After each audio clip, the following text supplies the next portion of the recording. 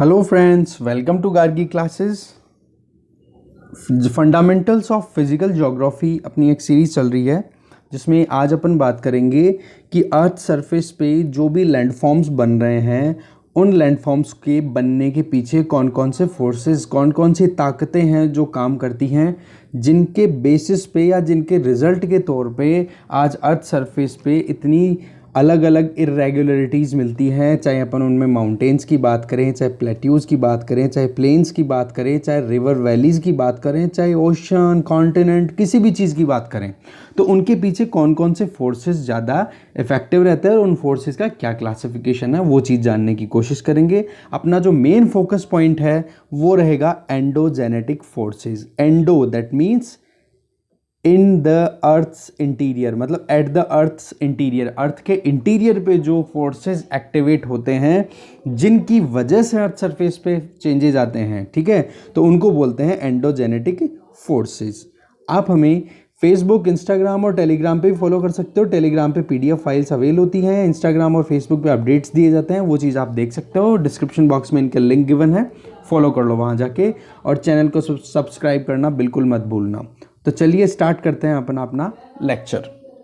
देखो, अर्थ का क्रस्ट जो है, अर्थ के इंटीरियर के बारे में अपन बात कर चुके हैं। अर्थ का जो क्रस्ट है, क्रस्ट का मतलब ऊपरी परत, the uppermost layer of the earth which is known as crust of the earth, वो जो है इसका जो स्ट्रक्चर है, इसकी जो बनावट है, या फिर इसके ऊपर जो भी चेंजेस आते हैं उसकी वजह बहुत सारे फोर्सेस होते हैं जो अर्थ सरफेस पे, मान लो ये अर्थ है तो अर्थ की सरफेस पे और अर्थ के अंदर मतलब इंटीरियर पे, यहाँ पर जो फोर्सेस काम करते हैं इनको दो कैटेगरीज में डिवाइड कर सकते हैं। मतलब कि जो अर्थ क्रस्ट के ऊपर जो इफेक्ट डालते हैं उन फोर्सेस को दो पार्ट्स में डिवाइड कर सकते हैं on the basis of their source of origin, कि कहाँ से वो ओरिजिनेट हो रहे हैं, कहाँ से शुरू हो रहे हैं। तो एक तो होता है एंडोजेनेटिक, एक होते हैं एक्सोजेनेटिक। एंडोजेनेटिक जो फोर्सेज हैं उनका ओरिजिन होता है इंटीरियर ऑफ अर्थ से। इनसे क्या होता है, इंटीरियर ऑफ अर्थ पे क्या क्या एक्टिविटीज, अपन अर्थ को एक्स के बारे में बात कर चुके हैं। वर्ल्ड ज्योग्राफी की बात करें तो अर्थ को एक्स के बारे में बात कर ली है, वॉल्केनिक एक्टिविटीज़ की बात कर ली है। तो उनकी वजह से क्या होता है, माउंटेन्स, प्लेट्यू, प्लेन, इनका कंस्ट्रक्शन होता है, इनका एक तरीके से ओरिजिन होना शुरू होता है अर्थ सरफेस के ऊपर। मतलब अर्थ सरफेस के ऊपर बहुत सारी इरेगुलरिटीज़ आना शुरू हो जाती है एंडोजेनेटिक फोर्सेस की वजह से। और ये जो फोर्सेस होते हैं ये बहुत लंबे टाइम तक लगे रहते हैं। ऐसा नहीं कि एक झटके में आए, सडनली आए और फिर बाद में बहुत गजब का चेंज कर दिया, ठीक है। पर ये क्या है, धीरे धीरे स्लोली अप्लाई होने वाले फोर्सेस होते हैं एंडोजेनेटिक फोर्सेस। इसलिए ये क्या करते हैं, माउंटेन्स और इनकी कंस्ट्रक्शन मतलब बिल्डिंग वर्क होता है। That means these forces are known as diastrophic forces. That means construction activity होती है, बनता है कुछ अर्थ सरफेस के ऊपर, जैसे वॉल्केनो का एरप्शन होकर के माउंटेन्स का बनना, volcanic cone, cinder cone, shield cone. और अपन ने देखा था ऑलरेडी कि इंटीरियर जो इंट्रूसिव इग्नस रॉक्स होती हैं उनका भी जो बनना है वो भी वॉल्केनिक एक्टिविटीज़ का ही कहीं पार्ट है, और साथ में अर्थक्वेक जो भी हैं। तो ये जो एक्टिविटीज़ होती है जिनकी वजह से क्या होता है, अर्थ सरफेस के ऊपर वेरिएशन आता है, जो सडन भी हो सकता है और स्लो भी हो सकता है, दोनों तरीके से हो सकता है। कोई ज़रूरी नहीं है, मैंने प्रीवियसली ये बोल दिया कि केवल स्लो, सडन भी हो सकता है, स्लो भी हो सकता है, बट इनको कंसिडर किया जाता है डायस्ट्रॉफिक फोर्सेस। डायस्ट्रॉफिक फोर्सेस मतलब कुछ ना कुछ चेंज होगा और कुछ नई चीज़ बनेगी, अब वो चाहे कुछ भी बनो, ठीक है। दूसरे फोर्सेस होते हैं एक्सोजेनेटिक फोर्सेस। एक्सोजेनेटिक फोर्सेस हैं वो अर्थ सरफेस पे एक्टिव होते हैं, और जो भी इरेगुलरिटीज़ एंडोजेनेटिक फोर्सेस ने बनाई है उन इरेगुलरिटीज़ को ये हटा देते हैं by the process of erosion. उस पर्टिकुलर जगह पे इरोजन कर करके उसको इरेगुलरिटी को हटा देते हैं।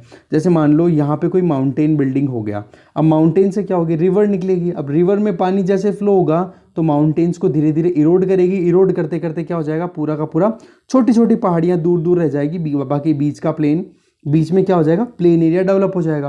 तो ये छोटी छोटी पहाड़ियाँ जो होती है इनको तो मोनेडनॉक बोल देते हैं, और इस तरीके से पूरा जो प्लेन एरिया बन जाता है जिसके अंदर छोटी छोटी पहाड़ियाँ स्कैटर्ड फॉर्म में दूर दूर दिखाई देती हैं, उसको पेनी प्लेन बोलते हैं। डेविएशन साइकिल के बारे में अपन देखेंगे जब नेक्स्ट लेक्चर्स अपने आएंगे फंडामेंटल्स ऑफ फिजिकल ज्योग्राफी में। अभी फिलहाल जो एक्सोजेनेटिक फोर्सेज हैं वो अगर देखें तो वो होते हैं फ्लोइंग वाटर, बहता हुआ पानी, देखो इरोजन करता है, सरफेस को एकदम नॉर्मलाइज करने की कोशिश करता है। ऐसे ही समुद्र के किनारे पे आप जाओगे तो वहाँ पर सी वेव्स हैं, वो भी ज़मीन को काटती रहती हैं और लेवलिंग करने की कोशिश करती रहती है। और ग्लेशियर्स जो कि अगर या तो पोलर रीजन पे या फिर आप क्रायोस्फेरिक रीजन की बात करें, जैसे कि हिमालयन हिंदू कुश वाला जो रीजन है, यहाँ पर क्या होता है, ग्लेशियर्स क्या होता है, मूव करते रहते हैं और जैसे जैसे मूव करते हैं वैसे वैसे वो इरोड भी करते जाते हैं आसपास के एरिया को। ठीक है, एंडोजेनेटिक फोर्सेस की अगर स्पेसिफिकली बात करें, एक्सोजेनेटिक फोर्सेस के लिए मैं अलग से वीडियो अपलोड करूंगा जैसे टाइम आएगा, क्योंकि एक्सोजेनेटिक फोर्सेस क्या है, सारे के सारे एक्सटर्नली काम होते हैं, तो अपने को और भी ज़्यादा फीचर्स अपने को समझने की ज़रूरत है। अर्थ में जोग्राफिकली क्या क्या एक्टिविटीज़ होती है उनको पहले समझेंगे, तब जाके एक्सोजेनेटिक पे जाएंगे। बट अभी जो अपना टारगेट है एंडोजेनेटिक, क्योंकि इंटीरियर ऑफ अर्थ के बारे में और जो भी अर्थ के बारे में रॉक मिनरल्स और एक्टिविटी जो भी होती है इंटीरियर में, उनके बारे में अपन बात कर चुके हैं, तो एंडोजेनेटिक फोर्सेस को समझना अपने लिए थोड़ा आसान रहेगा। ठीक है, तो एंडोजेनेटिक फोर्स है, इसको इंटेंसिटी के बेसिस पे दो पार्ट्स में डिवाइड किया जा सकता है, एक तो कैटास्ट्रॉफिक, एक डायस्ट्रॉफिक। कैटास्ट्रॉफिक का मतलब अचानक से आएंगे और सब कुछ बर्बाद कर देंगे जो भी ज़मीन के ऊपर है, चाहे वो मकान हो, चाहे कंस्ट्रक्शन किया हुआ कोई क्या बोलते हैं, कोई भी इंफ्रास्ट्रक्चर डेवलपमेंट किया हुआ हो, चाहे बड़े बड़े डैम हो, कुछ भी हो, तो उनको एकदम सडन आएगा, जैसे अर्थक्वेक, वॉल्केनो या फिर लैंडस्लाइड। अचानक से बारिश हुई और पूरी जो मिट्टी थी पहाड़ से वो एकदम से नीचे आकर के गिर गई, तो नीचे जो भी हैबिटेट था, मान लो यहाँ पे ये माउंटेन है, इसके पास में यहाँ पे कोई गांव बसा हुआ है, तो यहाँ से पूरा का पूरा लैंडस्लाइड करके इस गांव को दबा देगा, तो बहुत ज़्यादा लोगों की मौत भी हो जाती है। इंडिया में वेस्टर्न घाट में होती रहती है ये चीज़ें, और इधर हिमालयन रीजन में भी कॉमन है। तो कैटास्ट्रॉफिक जिनको सडन फोर्सेस भी बोलते हैं, और डायस्ट्रॉफिक जो स्लो फोर्सेस होते हैं, धीरे धीरे काम करते हैं। जो कैटास्ट्रॉफिक फोर्सेस होते हैं उनको अगर देखें तो अर्थक्वेक इसका एग्जांपल है, वोल्केनिक एक्टिविटीज़ का एग्जांपल है, लैंडस्लाइड इसका एग्जांपल है। ऐसे डायस्ट्रॉफिक एक्टिविटीज़ को अगर देखें यहाँ पर एंडोजेनेटिक फोर्सेस के अंदर में, तो ये दो पार्ट में डिवाइड कर सकते हैं, एक तो हॉरिजॉन्टल, एक होता है वर्टिकल। हॉरिजॉन्टल में क्या होता है कि अर्थ सरफेस के ऊपर जो भी मूवमेंट होता है वो हॉरिजॉन्टल डायरेक्शन में होता है, और हॉरिजॉन्टल डायरेक्शन के अंदर मूवमेंट में आप देखोगे तो एपिरोजेनिक का मतलब होता है कॉन्टिनेंटल डेवलपमेंट। कॉन्टिनेंट्स का बनने का जो एक्टिविटी है, दैट मीन्स कि गहरे गहरे महासागर और उनके साइड में ये कॉन्टिनेंट्स बनना। ठीक है, तो ये किस वजह से हुआ, हॉरिजॉन्टल मूवमेंट की वजह से, जो कि डायस्ट्रॉफिक या एंडोजेनेटिक फोर्सेस के अंडर में आता है। ऐसे ही वर्टिकल अगर डायस्ट्रॉफिक एंडोजेनेटिक फोर्सेस की बात करो तो ओरोजेनिक का मतलब क्या होता है, माउंटेन्स का बनना, बिल्डिंग ऑफ माउंटेन्स। और बिल्डिंग ऑफ माउंटेन्स कैसे होती है, कई जगहों पर ऊपर उठ जाता है, कई जगहों पर वैली बन जाती है, नीचे धस जाता है। ठीक है, ऊपर उठता है उसको एंटीक्लाइन बोलते हैं, नीचे धसता है उसको सिंक्लाइन बोलते हैं। तो अपवर्ड और डाउनवर्ड मूवमेंट आते हैं इसके अंदर, वर्टिकल के अंदर। तो माउंटेन बिल्डिंग हो रही है, that means these forces are known as diastrophic forces under the category of endogenetic forces. ये आपको ध्यान रहना चाहिए। फिर देखें अपन हॉरिजॉन्टल एपिओरोजेनी की बात करें। एपिरोजेनी का मतलब मैंने बता दिया, कॉन्टिनेंटल बिल्डिंग। कॉन्टिनेंटल बिल्डिंग दो तरीके से हो सकती है, एक तो वहाँ पे कंप्रेशनल फोर्सेस काम करें, दूसरे टेंशनल फोर्सेस। कैसे, मान लो ये है अर्थ क्रस्ट, तो इधर दोनों ये ब्लॉक दूर जा रहे हैं, तो ये क्या आ जाएगा, टेंशनल फोर्स है, तो इनके बीच में क्रैक आने की, टूटने की जरूरत है, टूट सकते हैं, फॉल्ट्स आ सकते हैं। या फिर इधर ये दूर जा रहे हैं तो कहीं और जा करके इनके बीच में क्या आ सकती है, उतार चढ़ाव, इस तरह ये फोल्ड बन सकते हैं, तो टेंशनल फोर्सेस की वजह से हैं। और जबकि कंप्रेशनल फोर्सेस अगर आएंगे तो कंप्रेशनल फोर्सेस में कहीं ना कहीं दबाव पड़ेगा, तो वहाँ पे क्रैक, फ्रैक्चर और ये फॉल्ट्स बन सकते हैं। एक सेकेंड में थोड़ा सा यहाँ पे ट्रांजिशन करूँगा। टेंशनल फोर्सेस जो हैं उसकी वजह से ये बनते हैं, कंप्रेशनल की वजह से ये बनते हैं। इंटरचेंज हो गया ये पीपीटी के अंदर। टेंशनल फोर्सेज हैं, दूर एक दूसरे से खींचेंगे तो फॉल्ट, फ्रैक्चर, क्रैक ये आ सकते हैं। जबकि कंप्रेशनल फोर्सेज में फोल्ड आ सकते हैं। कैसे, अगर ये ब्लॉक है, दोनों एक दूसरे की तरफ दबाव लगाएंगे तो कंप्रेशनल फोल्ड, कंप्रेस कर रहे हैं तो इसके अंदर क्या हो जाएगा, ये ऊपर उठ के इस तरीके से मुड़ सकता है, तो फोल्ड आ सकते हैं। और इसके अंदर फॉल्ट्स भी बन सकते हैं। कैसे कि अगर ये ऊपर उठ गए तो हो सकता है बीच में क्रैक आ गया हो, पीछे की तरफ क्रैक आ गया हो। इस तरीके से टेंशनल और कंप्रेशनल एंडोजेनेटिक फोर्सेज की अपन ने बात की। अब बात करते हैं अपन सिंक्लाइन और एंटीक्लाइन की बारे में। अगर बात करें तो देखो, अगर कोई भी कंप्रेशनल फोर्स काम कर रहा है तो इस तरीके से मूवमेंट आएगा। तो ये जो ऊपर की तरफ उठा हुआ पोर्शन है जिसको अपन पहाड़ की तरह देखते हैं उसको तो बोलते हैं देखो एंटीक्लाइन, और नीचे की तरफ जो वैली की तरह, खाई की तरह जो है उसको बोलते हैं सिंक्लाइन। ये अपने को ध्यान रखना है, ठीक है।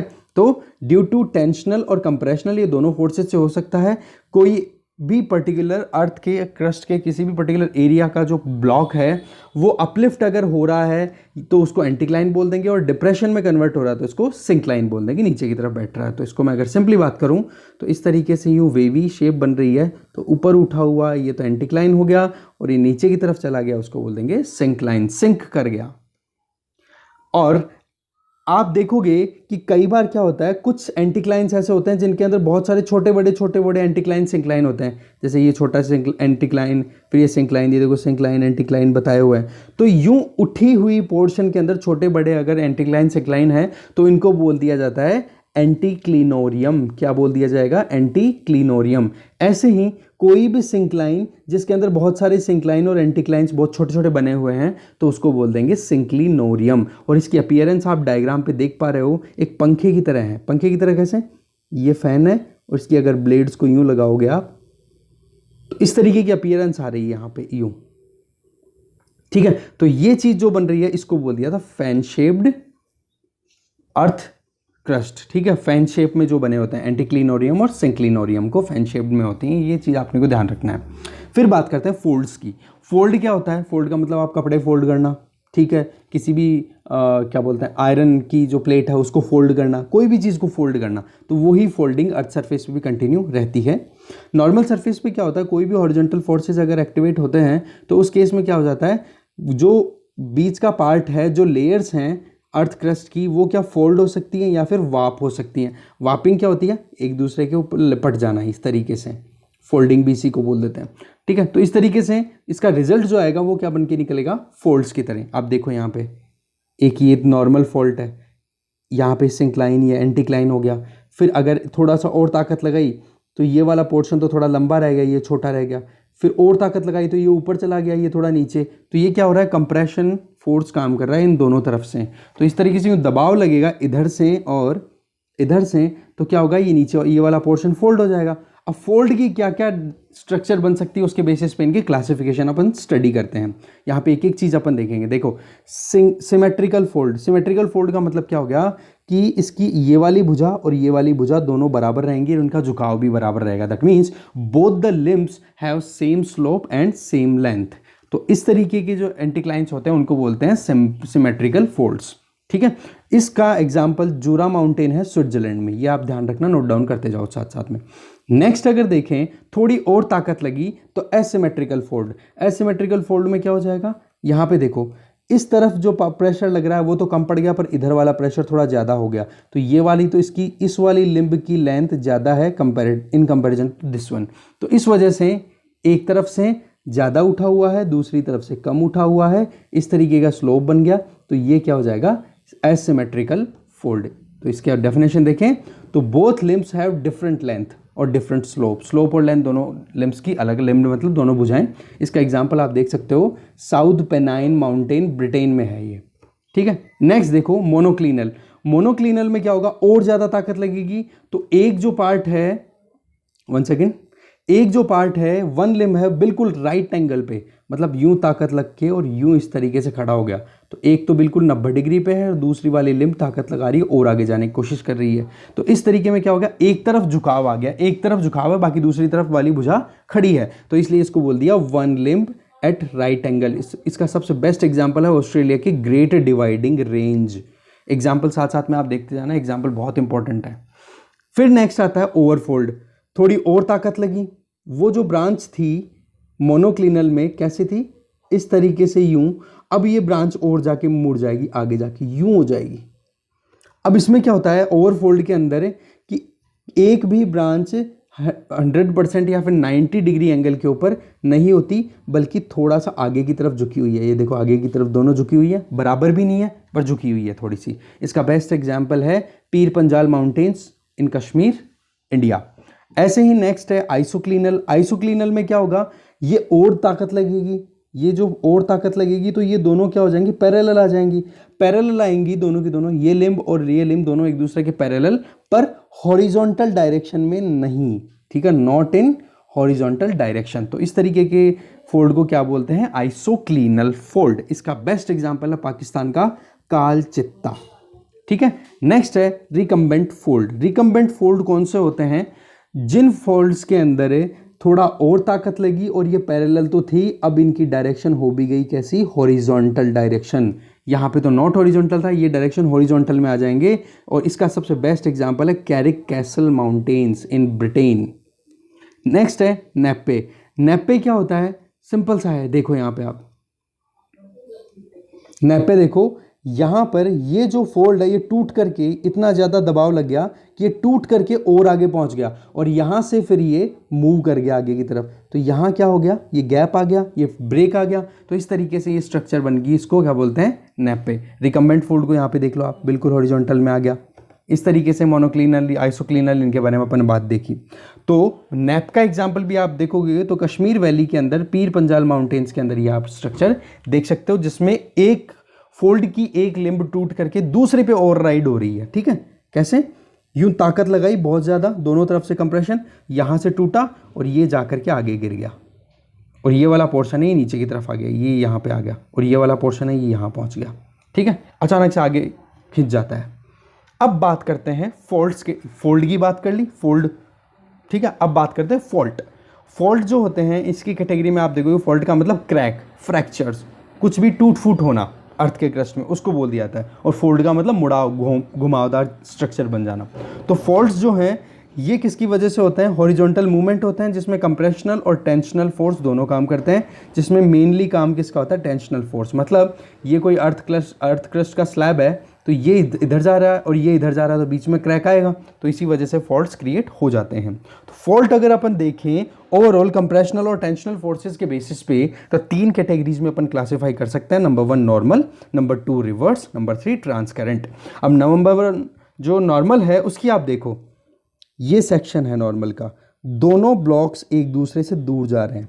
ठीक है, दूर जा रहे हैं, इस वजह से एक कोई ना कोई सा स्लाइड करेगा नीचे, अगर नीचे स्पेस हुआ, या फिर यहाँ पे क्या आ जाएगा, क्रैक आ जाएगा, फॉल्ट आ जाएगा, तो इसको बोल देते हैं नॉर्मल फॉल्ट। इसी के जस्ट ऑपोजिट अगर आप देखें, दोनों ब्लॉक्स अगर एक दूसरे की तरफ आ रहे हैं, तो इसमें क्या होगा, एक ब्लॉक दूसरे के ऊपर ओवरराइड करने की कोशिश करेगा, तो वो हो जाएगा रिवर्स फॉल्ट। और एक कंडीशन ये बनेगी कि एक ब्लॉक तो जा रहा है इस तरफ, एक ब्लॉक जा रहा है इस तरफ, दोनों एक दूसरे के पैरेलली पास हो रहे हैं साइड बाय साइड, और न तो किसी के ऊपर कोई इंपोज हो रहा है, न कोई सा सबमर्ज हो रहा है, कोई ज़्यादा चेंजेस नहीं, बस शिफ्टिंग हो रही है। तो इसको बोल देंगे स्ट्राइक स्लिप फॉल्ट। क्या बोल देंगे, स्ट्राइक स्लिप फॉल्ट। इस ये ट्रांसकरेंट फॉल्ट का ही दूसरा नाम है, इसलिए कंफ्यूज मत होना। अब देख लो आप नॉर्मल फॉल्ट। नॉर्मल फॉल्ट में क्या हो रहा था, टेंशनल फोर्स, दोनों एक दूसरे से दूर जा रहे थे, दूर जाने की वजह से क्या हो गया, क्रैक आ गया बीच के अंदर, और ऑपोजिट डायरेक्शन के अंदर वो मूव करते हैं, getting apart from each other. इससे क्या हो रहा है, अल्टीमेटली फ्लोर का एक्सपेंशन। फ्लोर एक्सपेंशन कैसे, इस तरीके से यूं दूर दूर जा रहे हैं। ठीक है, तो इससे क्या होगा, नया क्रस्ट बाहर बनेगा, और इस तरीके से चौड़ा हो रहा है, फैल रहा है, तो फ्लोर एक्सपेंशन होता है, किसकी वजह से, नॉर्मल फॉल्ट की वजह से। दूसरा है रिवर्स फॉल्ट। रिवर्स फॉल्ट में कंप्रेसिव फोर्स काम करते हैं, जिसमें प्रेशर लगते हैं दोनों ब्लॉक्स को, कि इस तरीके से वो एक दूसरे की तरफ आते हैं। एक ब्लॉक ये रहा, दूसरा ब्लॉक ये रहा, इन दोनों के ऊपर इधर से दबाव लगेगा, तो एक जना दूसरे के ऊपर चढ़ने की कोशिश करेगा। ठीक है, तो दोनों एक दूसरे की तरफ आएंगे, एक सेकेंड, दोनों एक दूसरे की तरफ आएंगे, और एक है वो दूसरे को ओवरराइड कर जाएगा। और इसमें क्या हो रहा है, वहाँ पे अगर फ्लोर एक्सपेंशन हो रहा था, यहाँ पे फ्लोर का रिडक्शन हो रहा है। क्यों, क्योंकि वो एक दूसरे के ऊपर चढ़ जाएंगे, तो ओवरऑल ऊपर का सरफेस एरिया तो क्या हो गया, कमी पड़ा ना। इस तरीके से इसको रिवर्स फॉल्ट को थ्रस्ट फॉल्ट भी कहते हैं। थ्रस्ट का मतलब झटका लगता है इसमें, और एक दूसरे के ऊपर सुपर इम्पोज होने की कोशिश करते हैं, इम्पोज हो जाते हैं, एक दूसरे को ओवरराइड हो जाते हैं। नंबर 3, इसमें अगर अपन बात करें नॉर्मल और रिवर्स फॉल्ट की, एक इंपॉर्टेंट चीज़ आती है कि नॉर्मल और रिवर्स फॉल्ट का रिजल्ट ये बनता है, एस्कारपमेंट बन जाते हैं। एस्कारपमेंट का मतलब कगार, कगार का मतलब दीवार की तरीके की स्ट्रक्चर। यहाँ एकदम सिंपल सी बात है, ये देखो आप, ये देखो आप, ये अगर स्ट्रक्चर अगर अपन देखें, तो यहाँ पे आप देख पा रहे हो, यहाँ से ये पूरा का पूरा एक दीवार की तरह स्ट्रक्चर बन रही है। अब दीवार की तरह अगर ये स्ट्रक्चर बन रही है, तो इसको क्या बोल देंगे, एस्कारपमेंट। साथ में अगर ये ही ग्लेशियल वैलीज़ की वजह से बनी है, यहाँ पे ग्लेशियर्स हैं, तो उस केस में क्या होगा, यहाँ से पानी नीचे की तरफ गिरेगा, तो ये क्या होगी, ऊपर लटकी हुई घाटियाँ। कहने का मतलब ऊपर पानी बह रहा है और फिर इन दीवारों से नीचे गिरेगा, तो इन घाटियों को क्या बोल देंगे, हैंगिंग वैली। और यहाँ पे पानी गिर रहा है, तो उसकी वजह से क्या बन जाएंगे, वाटरफॉल्स। तो इसका मतलब क्या हो गया, नॉर्मल फॉल्ट और रिवर्स फॉल्ट्स की वजह से एस्कारपमेंट, हैंगिंग वैली, वाटरफॉल्स, इनका कंस्ट्रक्शन होता है, इनका निर्माण होता है, इनका डेवलपमेंट होता है। और इसके बेस्ट एग्जांपल अगर इंडिया में देखें अपन तो वेस्टर्न घाट मिल जाएगा, विंध्याचल एस्कारपमेंट, ये वाले रीजन में आपको मिल जाएंगे। थर्ड टाइप का है वो है स्ट्राइक स्लिप फॉल्ट, या फिर इसको ट्रांसकरेंट फॉल्ट भी बोला था। इसमें क्या होता है, दोनों ब्लॉक्स के ऊपर जो प्रेशर लग रहा है वो बिल्कुल ऑपोजिट डायरेक्शन में है, पर ऑपोजिट डायरेक्शन में क्या है, इनका मूवमेंट है वो साइड बाय साइड है, एक दूसरे की तरफ नहीं है। ऑपोजिट का मतलब, ठीक है, एक इधर है, दूसरा ब्लॉक इधर है, एक के मूवमेंट इधर लग रहा है, एक के मूवमेंट इधर लग रहा है, तो एक इधर पास कर जाएगा, एक इधर आ जाएगा। इस तरीके का सिस्टम इसमें डेवलप हो जाता है, ठीक है। तो इस तरीके से ये जो मूवमेंट है ये कंटिन्यू रहता है, और उसकी वजह से जो दो ब्लॉक्स हैं वो दो ब्लॉक्स एक दूसरे की तरफ ना आकर के साइड बाय साइड पास हो जाते हैं, जो अपन ने प्रीवियस इमेज में देखा था यहाँ पे कि एक इधर चला गया और दूसरा इधर आ गया, ठीक है। तो इस तरीके का होता है स्ट्राइक स्लिप, स्लिप कर रहे हैं एक दूसरे से, स्ट्राइक स्लिप फॉल्ट, या इसको ट्रांसकरेंट फॉल्ट भी बोल दिया जाता है। और इसका बेस्ट एग्जाम्पल है यूएसए में यूएसए के कैलिफोर्निया में सैन एंड्रियाज फॉल्ट। इसका मैं मैप पे बताऊंगा तो आपको आराम से समझ में आएगा। देखो ये है अलास्का वाला रीजन, यहाँ से अपन आए और एक छोटी सी स्ट्रिप यूँ कटती है मैक्सिको के पास में, और फिर यूँ जा कर के ये आपका बन जाता है नॉर्थ अमेरिका, राइट। ऐसा आप मैप देखोगे तो ये वाला जो फॉल्ट है इस जगह पे, इस फॉल्ट का नाम है सैन एंड्रियाज फॉल्ट, ठीक है, ये ध्यान रखना अपने को। नेक्स्ट है स्टेप फॉल्ट।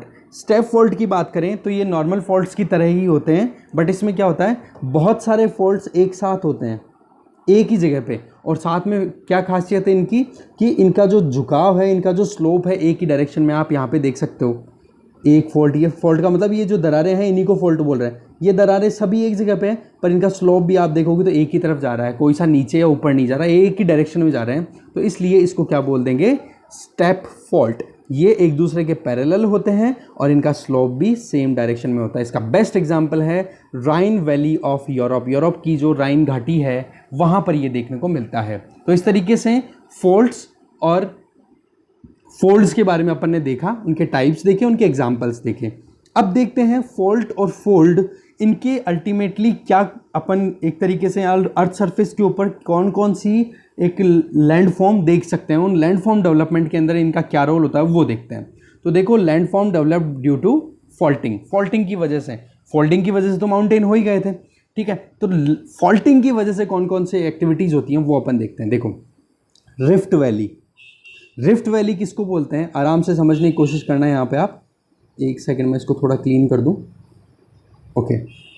देखो ये कोई अर्थ ब्लॉक है, इस अर्थ ब्लॉक के अंदर अगर बीच वाला जो कॉलम है ये दूर चला गया, ये देखो दूर जा रहा है, ये भी दूर जा रहा है, तो बीच वाला कॉलम क्या हो गया, नीचे की तरफ बैठेगा कि नहीं, इसको जगह मिल गई। तो ये नीचे वाला जैसे ही बैठेगा तो इस तरीके से ये डिप्रेशन खड्डा बन जाएगा, और इस जगह पे अगर पानी बहना शुरू हो गया तो इस वाली को क्या बोल देंगे अपन, रिफ्ट वैली। और ये कब बनता है, जब दो ब्लॉक एक दूसरे से दूर जा रहे हो कंप्रेशनल या फिर टेंशनल फोर्सेस की वजह से।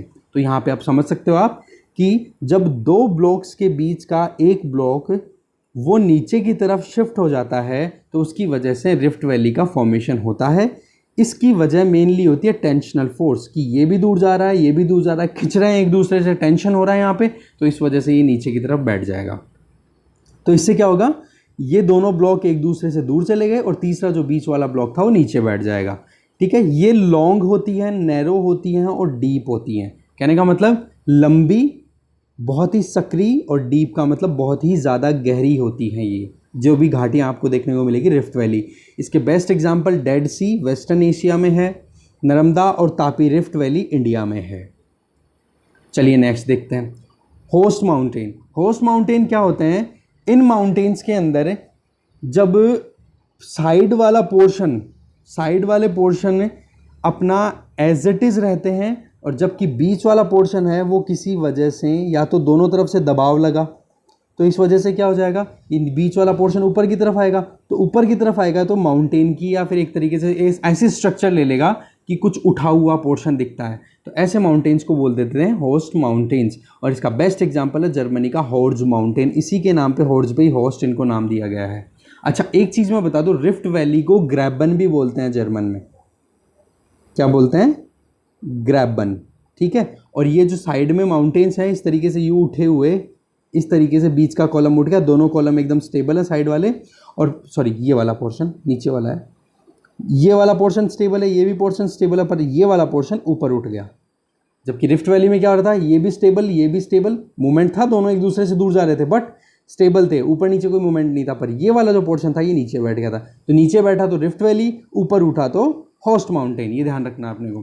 फिर नेक्स्ट है number 3 ramp valley. Ramp valley में क्या हो जाता है कि बीच वाला पोर्शन तो आपका स्टेबल है और साइड वाले दोनों पोर्शन ऊपर उठ जाएंगे। ठीक है, बीच वाला पोर्शन तो स्टेबल और साइड वाले दोनों ऊपर उठ गए, तो इस वजह से क्या हो जाएगा, रैंप वैली का डेवलपमेंट हो जाएगा। That means the middle block has no movement, middle block पे कोई मूवमेंट नहीं है, जबकि साइड वाले फोर्सेस पे साइड वाले ब्लॉक्स पे कंप्रेशनल फोर्सेस की वजह से वो अपवर्ड मूव हो जाते हैं, ऊपर की तरफ मूव हो जाते हैं, और ऊपर की तरफ मूव हो जाते हैं तो फिर ये वैली बन जाती है उसी तरीके से। बस बनने का तरीका अलग है। रिफ्ट वैली और ये दिखने में तो एक जैसी दिख रही होंगी आपको, पर बनने का तरीका अलग है। यहाँ पर मिडिल ब्लॉक का मूवमेंट था, यहाँ पर साइड ब्लॉक का मूवमेंट है रैंप वैली के अंदर, और इसका बेस्ट एग्जाम्पल है ब्रह्मपुत्रा वैली ऑफ इंडिया। फिर नेक्स्ट देखोगे आप तो ब्लॉक माउंटेन्स। ब्लॉक माउंटेन में क्या होता है, साइड वाले जो पोर्शन है ये दोनों नीचे बैठ जाएंगे और बीच वाला विदाउट एनी मूवमेंट स्टेबल रहेगा। ठीक है, साइड वाले दोनों पोर्शन नीचे बैठ गए और बीच वाला एज इट इज ऐसे कैसे रह गया, तो वो हो जाते हैं ब्लॉक माउंटेन्स। ठीक है, तो ब्लॉक माउंटेन्स के अंदर middle block has no movement, जबकि साइड वाले दोनों क्या करते हैं, डाउनवर्ड मूव कर जाते हैं। तो बीच वाला पोर्शन क्या हो गया, माउंटेन की तरह बना कि नहीं है, तो ये माउंटेन की तरह बन गया। तो इसके एग्जाम्पल देख लेते हैं। सतपुड़ा इंडिया, ब्लैक फॉरेस्ट, वासजेज नहीं वासजेज है ये है यूरोप में, सियरा नेवाडा और वासाच ये है यूएसए में। एक चीज़ मैं बता दूं, इनके ऊपर बेस सीधे सीधे क्वेश्चन आते हैं स्टेट पीएससीज के अंदर में, और प्रीलिम्स यूपीएससी की बात करो या फिर कोई भी एग्जाम की बात करो तो वहाँ पर ये एग्जाम्पल पूछे जाते हैं कि हाँ ये माउंटेन ब्लॉक माउंटेन है, ये माउंटेन इस तरीके का है। क्योंकि जो चीज़ें मैं बता रहा हूँ विद एग्जाम्पल इसीलिए बता रहा हूँ क्योंकि इन पे बेस्ड क्वेश्चन कई बार सब्जेक्टिव टाइप छोटे क्वेश्चन पूछ लिए जाते हैं, और कई बार एग्जाम्पल कोट करने की जरूरत पड़े तो वहाँ पर हेल्पफुल हो जाती है ये चीज़ें। ठीक है, तो इस तरीके से लैंडफॉर्म अपन ने देखे। तो एंडोजेनेटिक फोर्सेस से रिलेटेड जो भी इन्फॉर्मेशन थी वो मैंने आपको पूरी डिलीवर कर दिया है। फिर भी अगर आपको कोई डाउट हो तो प्लीज़ कमेंट करके बताओ, जिससे कि मैं आपको वो डाउट क्लियर कर सकूँ। ठीक है, thank you very much for watching this video.